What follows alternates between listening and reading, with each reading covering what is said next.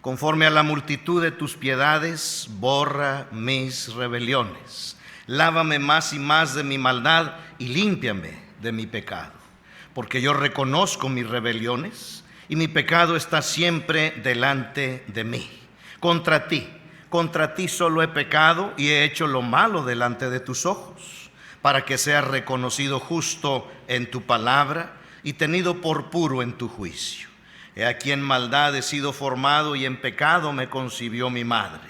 He aquí tú amas la verdad en lo íntimo y en lo secreto me has hecho comprender sabiduría. Purifícame con hisopo y seré limpio. Lávame y seré más blanco que la nieve. Hazme oír gozo y alegría y se recrearán los huesos que has abatido. Esconde tu rostro de mis pecados y borra todas mis maldades. Crea en mí, oh Dios, un corazón limpio y renueva un espíritu recto dentro de mí. Por favor, abra su Biblia en Primera de Juan, capítulo 1, versículo 9. Primera de Juan, capítulo 1, versículo 9. Leemos la palabra del Señor en esta porción de las Escrituras. Es un texto conocido que vamos a estar en esta hora diciendo todos a una sola voz. ¿Ya lo tenemos? Dice Primera de Juan 1:9, dice así: si confesamos nuestros pecados, Él es fiel y justo para perdonar nuestros pecados y limpiarnos de toda maldad. Vamos a entrar en el tema, la confesión de pecados y su resultado. Oremos. En esta hora, Señor, ruego tu dirección, tu ayuda, Padre, para compartir con tu iglesia el mensaje que me has dado. Dame claridad de palabras, Señor. Dame también, Señor, la obra en mi vida, en mi mente, en mi corazón de tu Espíritu Santo para predicar lo que tú quieres en esta mañana, de la forma en la que tú quieres, Señor.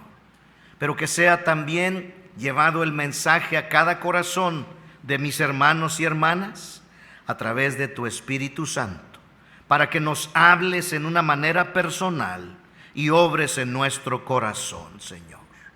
Gracias, Señor, por esa maravilla, porque tú usas tu palabra en una forma personal y nos hablas a cada uno según nuestra necesidad.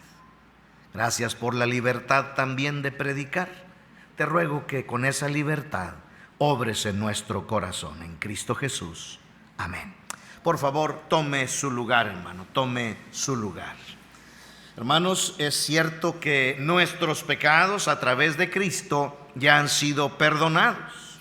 Pero también es cierto que en nuestra vida todavía la influencia del pecado está sobre cada uno de nosotros como cristianos, como creyentes. Y todavía pecamos, todavía ofendemos al Señor.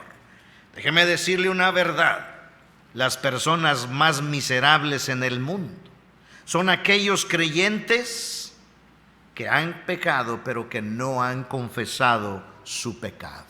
El mismo David, cuando peca, él escribe que se siente mal y que mientras él callaba, sus huesos se envejecieron y su verdor terminó. ¿Por qué? Porque, hermanos, el pecado cometido en un cristiano y no confesado corta esa comunión con el Señor. Sabemos y entendemos la historia del rey David en cuanto a esos pecados tan sonados en la historia de él. David cometió pecado en su mente, adulteró aquí viendo a esa mujer, la codició y luego cometió ese pecado de adulterio con Betsabé, la mujer de su prójimo. Y no solo eso, sino que él fue el autor intelectual del asesinato de un hombre leal, de un hombre fiel hacia él, Urías. Ese pecado lo cometió el rey David. Y David pensó que todo esto podía quedar en el olvido, que él podía superar esto hasta que no viene el profeta, el hombre de Dios, Natán, y lo confronta. Y le explica con una ilustración, porque estaba hablando con el rey. Tenía que ir con mucho cuidado, porque si el rey se enojaba, podía mandarlo ejecutar. Por eso usa esa ilustración de aquel hombre rico que tenía muchas ovejas, y de aquel hombre pobre que solamente tenía una, y de aquel que tomó esa oveja única que tenía ese hombre pobre y la sacrificó. David se enoja, y en ese momento se da cuenta que ese hombre que estaba haciendo mal delante de Dios era precisamente él, y ahí viene la convicción de pecado. David pensó que todo podía quedar así, pero no es así con Dios, hermano. Cuando David admite que ha pecado ante el profeta de Dios, es cuando él escribe el Salmo 51. Quiero que vaya conmigo a un pasaje en el Nuevo Testamento, Hechos capítulo 13. Hechos capítulo 13. Vamos a leer el versículo 22. Note lo que dice esta porción en la escritura. Hechos 13, 22. Quitado este, les levantó por rey a David, de quien dio también testimonio diciendo. Mire el testimonio de Dios acerca de David. He hallado a David, hijo de Isaí. Noten, varón conforme a mi corazón, quien hará todo lo que yo quiero. Amén. ¿Cómo es que David, hermanos queridos, es llamado un hombre conforme al corazón de Dios si había cometido tales pecados? Déjame decirte una verdad, hermano. Dios, cuando a través del profeta Samuel escoge a David como el rey de Israel y lo unge, hermanos, Dios no estaba en la ignorancia de lo que iba a suceder más adelante en la vida de David. Dios ya sabía que iba a pecar con Betsabé. Dios ya sabía que este David iba a ser el autor intelectual de la muerte de ese hombre inocente. Entonces, ¿cómo es que Dios le llama a David un hombre conforme a su corazón? Hermanos queridos, la contestación no es que Pablo no conocía la vida de David, sino que David era un hombre que sabía reconocer sus pecados y sabía confesar sus pecados. Que sabía, hermanos, que el pecado ofende a Dios, y que cuando reconocía el pecado en su vida, por ese gran amor que él tenía hacia Dios, porque de una cosa debemos estar seguros: David amaba en una forma especial a Dios. Y cuando él reconoció ese amor hacia Dios, él supo que Dios era ofendido en su santidad cuando un cristiano comete un pecado. Y él consideraba en su corazón ese arrepentimiento que Dios no podía dejar de perdonar. Porque por más grave que sea el pecado que una persona cometa, por más grave que sea el pecado que un cristiano cometa, siempre vamos a encontrar gracia y misericordia de Dios, porque no hay pecado que Dios no pueda perdonar. Por eso Dios conocía el corazón de David y sabía de ese amor que tenía hacia él. El Salmo 51, hermano, es un salmo que cada uno de nosotros como creyentes debemos marcar bien en nuestra Biblia, porque al pecar debemos buscar lo que el salmista estaba buscando en este capítulo grandioso incluido en la palabra de Dios. Y ahí precisamente en este salmo tenemos la instrucción en cuanto a la confesión de pecados y sus resultados. ¿Por qué, hermanos? Porque hoy, precisamente hoy por la tarde, vamos a participar de una ordenanza que el Señor Jesús ha dado a su iglesia. Es la Santa Cena.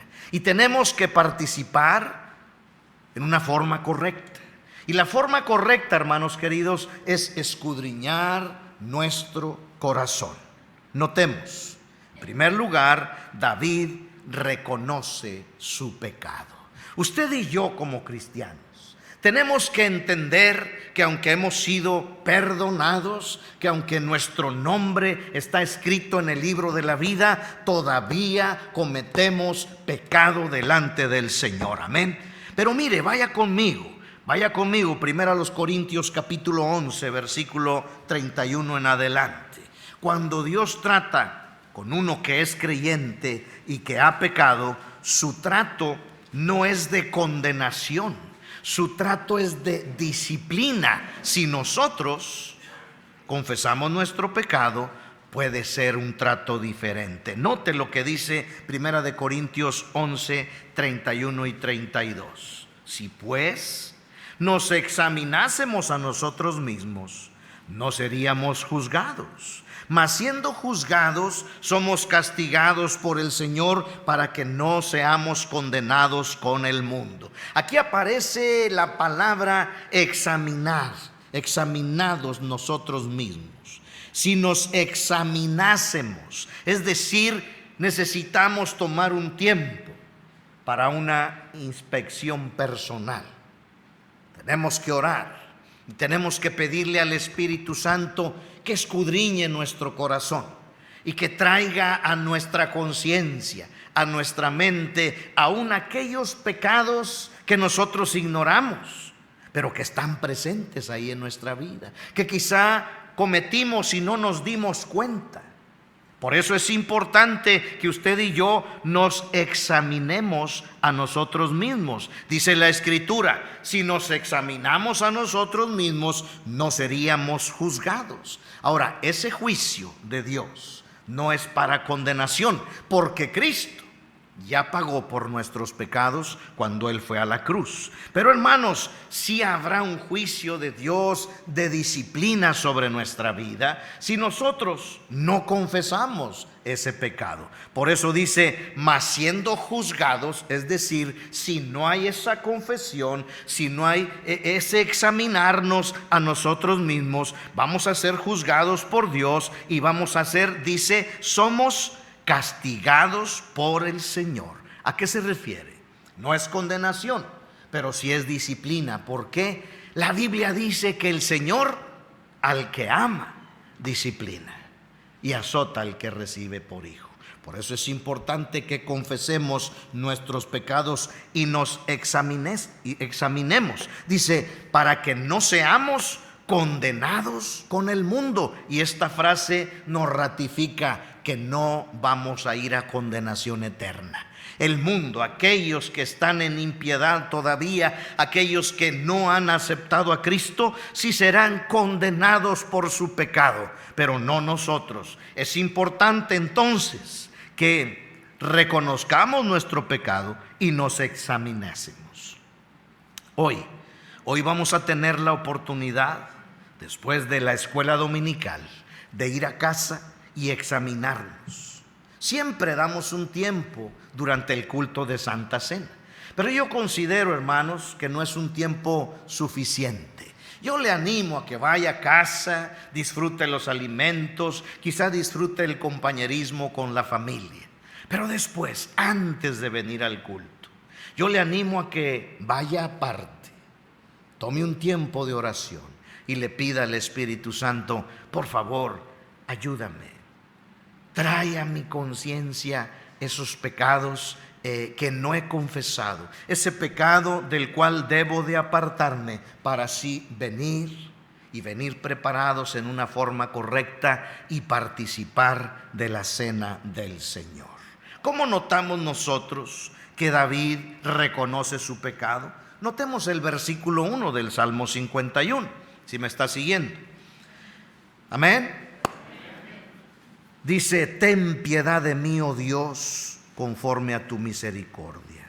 Conforme a la multitud de tus piedades, borra mis rebeliones. Él dice, borra mis rebeliones. Él está reconociendo su pecado. Él reconoce que ha fallado delante de Dios. Y es que cuando el cristiano peca y es redargüido por el Espíritu Santo, hermano, hay una convicción de pecado en la vida de ese cristiano que no lo puede dejar en paz. Desea ese cristiano que está en convicción de pecado, que esa circunstancia, ese minuto en el cual él falló a Dios, ese momento en el cual él ofendió a Dios e hizo lo malo, Dios lo borre de la historia de su vida. Y si pudiera regresar el tiempo a un momento antes de esa tentación, a un momento antes de esa mirada, a un momento antes de ese error, desearíamos hacerlo. Y eso es, hermano, estar en una convicción real de arrepentimiento al reconocer nuestro pecado. Esa lucha tiene que haber en nuestro ser, hermano, cuando reconocemos realmente que hemos pecado delante de Dios. David la tuvo. David estaba en arrepentimiento, por eso él dijo: borra, quita, desvanece. Y yo creo que en ese momento, en el corazón y en la mente de David estaba ese pensamiento: si solamente pudiera estar nuevamente en ese minuto donde me estaba paseando ahí por la azotea, donde vi a esa mujer, en donde la codicié, en donde no obedecí a aquellos que me decían: es la mujer de Urías, y la mandé traer y la seduje y estuve con ella, y después mandé asesinar a Usías, su esposo, a Urías, su esposo. Si hubiera podido David regresar el tiempo, lo hubiera hecho para no haber cometido ese error. Esa es una convicción de arrepentimiento en nuestra vida. Pero él reconoció que Dios tenía la suficiente misericordia. Por eso acude a Dios y le pide: borra mis rebeliones, borra mis rebeliones, límpiame de mi pecado. ¿Por qué, hermanos? Porque, hermano, hagamos lo que hagamos, nosotros no podemos borrar nuestro pecado. El único que puede borrar nuestro pecado es el Señor. Amén. Vaya conmigo a Isaías 43, por favor. Isaías capítulo 43. Note lo que dice el verso 25. Preciosas palabras escritas en esta porción. Dice: yo soy el que borro tus rebeliones por amor de mí mismo, y no me acordaré de tus pecados. Oh, qué maravilloso es Dios, hermano. Tenemos un Dios maravilloso, tenemos un Dios de perdón, un Dios que borra nuestros pecados de su presencia. Dice la palabra de Dios que Él echa en lo profundo del mar nuestro pecado y lo aleja de Él, así como el oriente está alejado del occidente. Entonces, hermano, Dios es el único que puede borrar nuestras rebeliones si Él ve un arrepentimiento genuino en nuestro corazón. Borra ese pecado, de tal forma que si en nuestra conciencia todavía sigue vivo ese pecado, todavía está esa maldad escrita y nosotros ya la confesamos, pero volvemos a ir a la presencia de Dios y confesamos ese pecado y le volvemos a pedir perdón al Señor, Él dice: ¿cuál pecado? Yo ya lo perdoné. Y Él no vuelve a traer ese pecado para nuestro trato con nosotros. Al reconocer David su pecado, pide que sea borrado, pero no solamente eso. Cuando él reconoció su pecado, también le pidió al Señor que lo lavara de su maldad. Notemos el verso 2: lávame más y más de mi maldad y límpiame de mi pecado. Es que, hermanos, esto de arrepentirnos no solamente implica confesar nuestro pecado, sino ya no volver a ese pecado. ¿Está conmigo? Para que haya un genuino arrepentimiento, ya supe que eso es malo delante de Dios, ya lo hice, ya lo reconozco, ya lo confesé, pero me voy a apartar. Por eso el rey David estaba pidiendo: lávame más y más. Fíjate, no está diciendo de ese pecado, está diciendo de mi maldad. Ya no quiero que esa maldad ejerza esa influencia sobre mi vida, porque ya no quiero pecar delante de ti. Entonces, Eso implica no volver a nuestro pecado. Límpiame, lávame de mi maldad. El único que puede limpiar nuestra maldad es Cristo. Apocalipsis capítulo 1. Notemos lo que dice la palabra del Señor. Apocalipsis capítulo 1, versículo 5. Si me está siguiendo, hermano. Dice la Biblia: y de Jesucristo, el testigo fiel, el primogénito de los muertos y el soberano de los reyes de la tierra. Noten, al que nos amó y nos lavó de nuestros pecados con su sangre. Amén. Hermanos, hoy en la tarde vamos a estar, Dios mediante, participando de la Santa Cena. Y cuando estemos tomando ese vino, debe de haber ese reconocimiento en nuestra mente y en nuestro corazón. Cuando yo estoy tomando ese vino y estoy recordando que ese vino representa la sangre pura y sin mancha de Cristo Jesús, al entrar ese vino en mi ser, yo estoy pensando, esa sangre de Cristo, cuando le recibí, es la que se aplicó en mi ser y es la que limpió mi maldad y limpió mi pecado. Esa sangre preciosa y sin mancha, hermanos, que derramó Cristo en la cruz, es suficiente para limpiar la maldad en nuestra vida, hermano. Y necesitamos recordar eso hoy en la tarde, que somos limpios por la sangre de Cristo Jesús. Y debemos permanecer limpios. Y si pecamos, tenemos la responsabilidad de confesar nuestros pecados, pero también de apartarnos de nuestros pecados. Dios habla fuerte. Dios nos recuerda que tan fuerte habla en Proverbios 26:11, y lo hace contra el pecado y contra aquel que reincide en el mismo pecado. Dice: como perro que vuelve a su vómito, así es el necio que repite su necedad. No hay ningún razonamiento que excuse el volver a repetir el pecado, solamente nuestra miseria. ¿Sí? Nuestra miseria. David reconoce su pecado.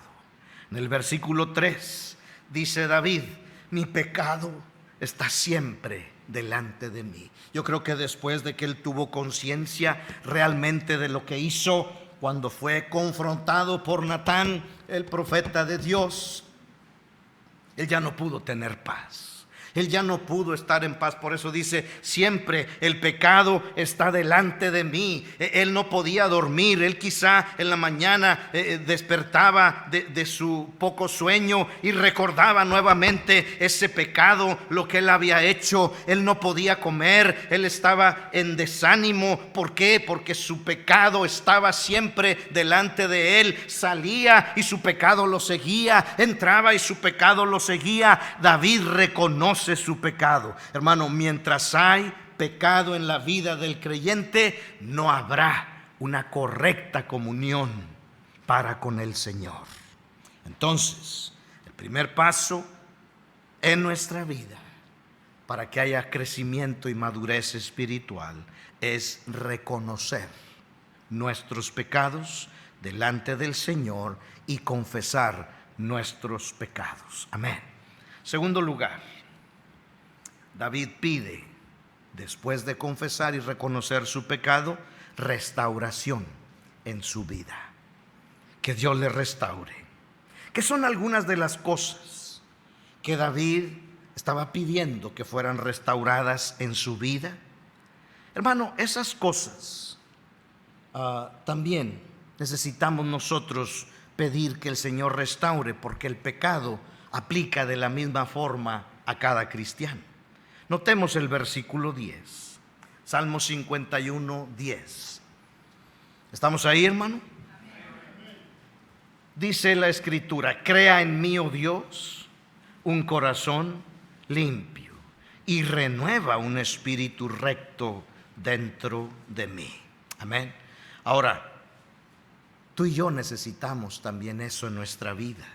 Necesitamos pedir esa restauración en nuestra vida. La primera frase del versículo 10 nos dice: crea en mí, oh Dios, un corazón limpio.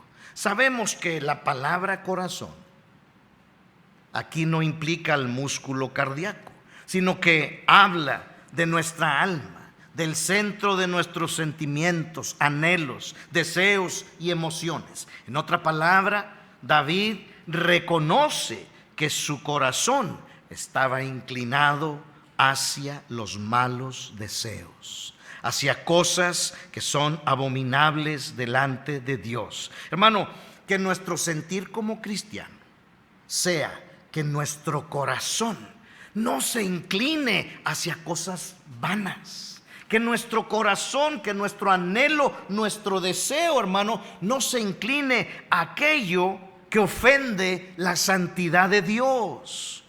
Cuidado cuando un corazón está inclinado al mal. Debemos desear que el Señor limpie nuestro corazón y lo llene de cosas puras que le glorifiquen a Él. Amén. Hermano, ¿a cuáles cosas se inclina tu corazón? ¿Hacia cuáles cosas está inclinado tu corazón?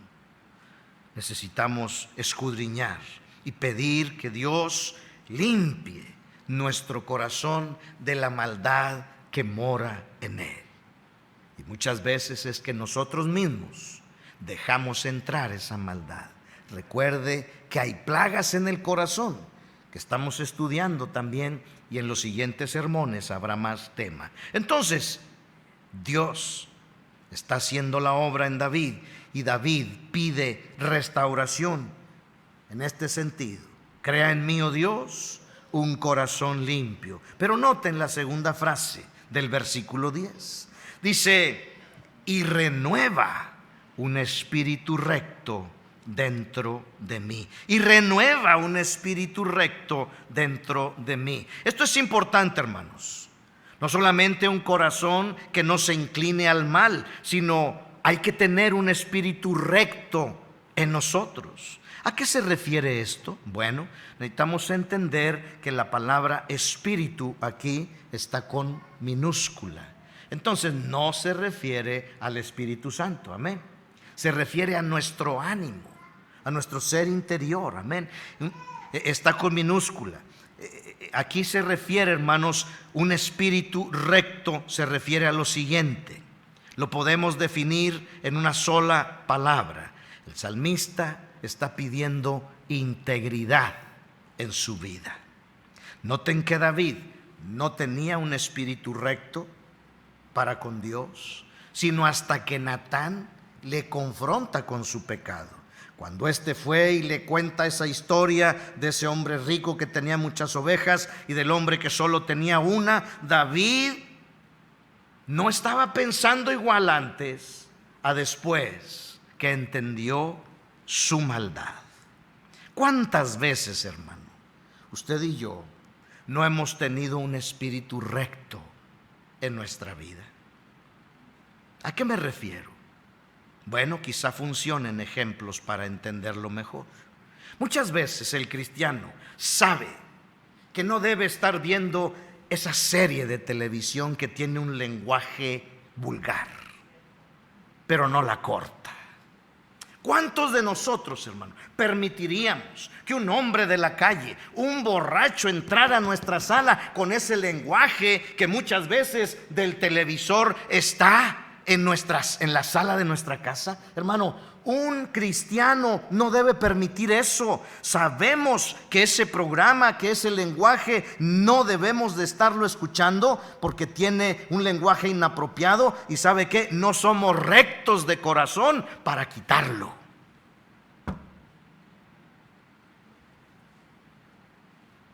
Sabes que no debes oír esa música que te mueve la carne y te lleva a recordar cosas que no convienen, pero no la quitas. Entonces falta rectitud, ¿sí?, en el espíritu, ¿sí? No tenemos esa rectitud en el espíritu. Sabes que no debes permitirte esos pensamientos que están ahí en tu mente, en tu corazón, pero no haces nada por quitarlos. Alguien dijo que nosotros no podemos evitar que pájaros sobrevuelen sobre nuestra cabeza, pero sí podemos evitar que hagan nido. Y a eso se refiere con esos malos pensamientos. A lo mejor vienen esos malos pensamientos, pero muchas veces los seguimos y le damos historia a ese mal pensamiento. Hermano, no estamos siendo rectos en nuestro espíritu si nosotros no hacemos algo por quitar esos malos pensamientos. Sabes que hiciste mal en tu trabajo, sabes que mentiste, y luego queremos presentarnos delante de Dios como si nada hubiera pasado. Esa es falta de un espíritu recto en el cristiano. Amén. Y no es otra cosa más que falta de integridad. Si están despiertos, hermano, porque yo no veo que nadie esté de acuerdo conmigo. No están diciendo amén, no están participando. Por favor, hermano, apóyenme en las verdades bíblicas. Yo no debería de estarles pidiendo esto. Eso debe nacer en su corazón. Yo espero que despierten. Es la palabra de Dios, hermano. Está en la iglesia y se puede decir amén. Hermano, cuidado. Esa falta de un espíritu recto es falta de integridad en el cristiano. ¿Qué otra cosa pedía David que fuera restaurado en su vida? Versículo 11. Dice: no me eches de delante de ti y no quites de mí, ¿qué? Tu Santo Espíritu. Noten que santo viene con minúscula. Santo Espíritu. David quería, hermanos, que el Señor restaurara esa santidad en él. No quites de mí tu Santo Espíritu. Quiere decir tu espíritu de santidad. Él quería volverse a sentir puro delante de Dios. Quería volver a ese temor de Dios. Le voy a decir por qué. Porque cuando nosotros pecamos, no es otra cosa que síntoma de falta de temor de Dios en nuestra vida. Eso es, cuando un cristiano peca, cuando un cristiano no quiere permanecer en esa santidad, porque esa es decisión nuestra, hermanos, lo que está pasando es que estamos perdiendo el temor de Dios en nuestra vida, el respeto a Dios en nuestra vida. Hacemos a un lado esa verdad en el sentido de que los ojos de Dios nos están viendo. ¿Sí? No hay lugar en donde un cristiano se pueda esconder de la vista de Dios. Dice la Biblia: aún la oscuridad no me esconde de ti, Señor, en el Salmo 139. Cuando un cristiano no le importa su santidad, es que no está teniendo el suficiente temor y respeto hacia Dios. El cristiano peca porque pierde el temor hacia Dios. David quería volver a separarse para Dios. El cristiano, hermano, debe consagrarse para Dios. ¿Por qué? Porque ya no somos del mundo. Ya no debe dominar el pecado en nuestra vida. David quería volver a sentir ese celo santo en su vida por las cosas que corresponden a la piedad. ¿Qué estaba haciendo David? Restáurame un corazón limpio y un espíritu recto, y devuélveme ese espíritu de santidad en mi vida. Pero no solo eso, note el verso 12, Salmo 51, 12. Dice: vuélveme el gozo de tu salvación. Vuélveme el gozo de tu salvación. El gozo por ser salvo, hermano, y por vivir como salvo. Y si usted se fija, esto es una escalerita. Amén. Si nosotros no tenemos ese corazón limpio, si nosotros no buscamos ese espíritu recto, no se va a dar esa santidad en nuestra vida, esa separación para con Dios, y no se va a dar el gozo. El gozo viene cuando nosotros tenemos una buena conciencia delante de Dios. Señor, sí, yo me he puesto a cuentas contigo, no soy el cristiano que debo ser, pero estoy tratando, Señor, por favor, ayúdame, quita la maldad de mi corazón. Y hay esa lucha por tener un espíritu recto y por quitar esas cosas que no traen gloria al Señor, y por separarnos en santidad al Señor, y eso trae gozo. ¿Por qué? Porque, hermano, estamos agradando a nuestro Padre Celestial. Amén. David quería otra vez tener ese gozo que le llevó a cantarle al Señor, a componerle todos esos salmos al Señor. Déjame decirte una verdad, hermano: no hay persona más miserable en este mundo que un cristiano que no viva un verdadero cristianismo. No, no lo hay. Un cristiano que vive a medias en el mundo no es feliz. No es feliz ni en el mundo, ni es feliz en la obra de Dios. ¿Por qué? Porque no va a disfrutar de las cosas del mundo. Porque si es cristiano, el Espíritu Santo le va a redarguir y le va a decir: estás haciendo mal, estás haciendo malas cosas delante de Dios. Y no va a disfrutar ese baile, no va a disfrutar esa cerveza, no va a disfrutar estar con sus amigotes. ¿Por qué? Porque el Espíritu Santo le redarguye. Pero hermanos, un cristiano que está a medias en las cosas de Dios tampoco va a ser feliz aquí. ¿Por qué? Porque está anhelando las cosas del mundo, porque está volteando para Egipto, porque está allá su corazón, hermano. Por eso no es feliz, y se cumple aquello que dijo la sabia profeta extinta: ni de aquí ni de allá, la India María. Hermano, no va a ser sensible a la iglesia. El diablo le va a decir: ¿sabes qué? Tú eres un hipócrita. Y no lo va a dejar en paz. No va a querer la Biblia, no se va a sentir digno de orar, no se va a involucrar al servir al Señor. ¿Por qué? Porque se siente sucio y es un cristiano que no va a tener gozo en su corazón. David quería que Dios le devolviera y le restaurara ese gozo. En último lugar, hermanos, David reconoció su pecado, David buscó la restauración, pero mire cuáles son los resultados de la confesión de pecado y de la restauración. Verso 17 del Salmo 51. Habrá nuevamente comunión con Dios. Dice la Escritura: los sacrificios de Dios son el espíritu quebrantado. Al corazón contrito y humillado no lo despreciarás tú, oh Dios. Tiene que haber ese arrepentimiento en convicción de pecado, y esa comunión será restaurada. Amén. Noten, verso 14. Habrá fruto de alabanza en el corazón del cristiano. Dice verso 14 y 15: líbrame de homicidios, oh Dios, Dios de mi salvación. Cantará mi lengua tu justicia. Señor, abre mis labios y publicará mi boca tu alabanza. Amén. Habrá alabanza con un corazón agradecido hacia el Señor. Pero noten, habrá también fruto alrededor de nuestra vida. Versículo 13. Entonces enseñaré a los transgresores tus caminos, y los pecadores se convertirán a ti. ¿Por qué? Porque tendremos el testimonio correcto que Dios va a usar para mostrar que el cristianismo es fiel y verdadero, que el cristianismo no es vida de hipocresía. ¿Por qué? Porque por muchos malos testimonios de cristianos inconversos no quieren saber nada de Cristo. Y ellos dicen: pues si así es la vida de un cristiano, yo estoy bien así. Amén. Entonces, dice la Escritura: enseñaré a los transgresores tus caminos, y los pecadores se convertirán a ti. Pregunto, contéstese en su mente: ¿habrá pecado en nuestra vida, cristiano? ¿Habrá pecado? Número 2, ¿estamos reconociendo ese pecado en nuestra vida?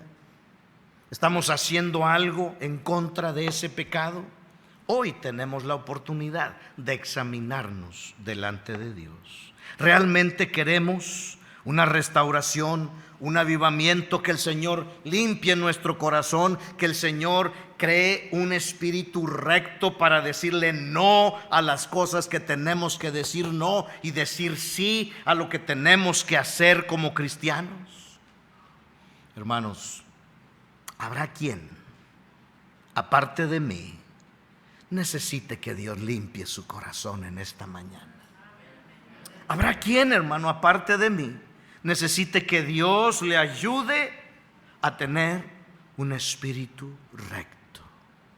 Puestos en pie, en una actitud de oración, es nuestro deber examinarnos a nosotros mismos y podemos comenzar desde este momento. Con los ojos cerrados, créanme, un corazón limpio y un espíritu recto, de tal modo que haya restauración en mi vida, de tal modo que esa comunión sea perfecta, de tal modo que haya gozo por ese espíritu de santidad en nuestra vida y que haya fruto alrededor de nuestra vida. ¿Cuántos en esta mañana pueden doblar su rodilla y pedir: Señor, ayúdame, Espíritu Santo, ayúdame a confesar esos pecados, pero no solamente a confesarlos, sino a apartarme de ellos?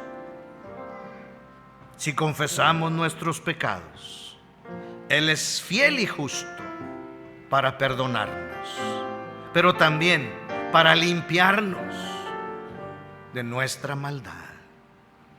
Sí, Señor, necesitamos esa obra en nuestro corazón. Por favor, Espíritu Santo,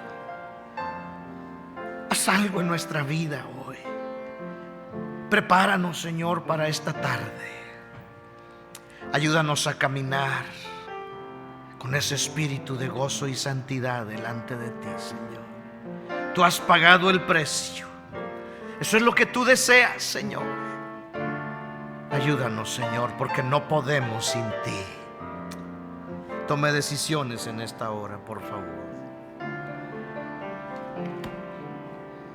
La pregunta más importante: a todos nos va a alcanzar la muerte. Ese día que la muerte te alcance, ¿estás seguro que vas a ir al cielo? Si no hay esa seguridad, estás en un riesgo de condenación eterna. El único que puede cambiar esa condición es Cristo. Él pagó por nuestros pecados cuando fue a la cruz. Él derramó su sangre preciosa para limpiar nuestros pecados. Él resucitó al tercer día y comprobó que Él venció al pecado y venció a la muerte. Tú necesitas arrepentirte de la causa de esa condenación, el pecado, y recibir a Cristo en tu corazón. Te animo a que, si quieres dar ese paso de fe, me sigas en esta oración. Habla con Jesús y dile estas palabras: Señor Jesús, yo reconozco que he pecado. Perdona, Señor, todos mis pecados. Señor Jesús, te recibo como mi único y suficiente Salvador. Y te pido que vengas a morar en mi corazón y me des la vida eterna. Lo pido en tu nombre. Amén. ¿Habrá alguien presencialmente que hizo esta oración? Levante su mano. ¿Habrá alguien aquí? Pastor, yo acabo de hacer esta oración. ¿Habrá alguien siguiendo la transmisión? Escríbanos, por favor. Acabo de hacer la oración. Coméntenos en la página de la iglesia: acabo de hacer la oración. Nos gustaría saber si alguien recibió a Cristo en esta mañana. Dios y Padre nuestro, gracias por tu palabra, Señor. Gracias porque eres un Dios de perdón. Gracias, Señor, porque a pesar de cómo somos, tú nos amas y siempre anhelas restaurar esa comunión. Ayúdanos, Señor, a ser sensibles a tu palabra. Y aún al salir de aquí, trabaja en nuestra vida, Señor, y obra a través de esta palabra. te ruego que obres en cada decisión y en cada necesidad. En Cristo Jesús. Amén. Tomen su lugar, hermanos. Gracias. Vamos a recoger la ofrenda en esta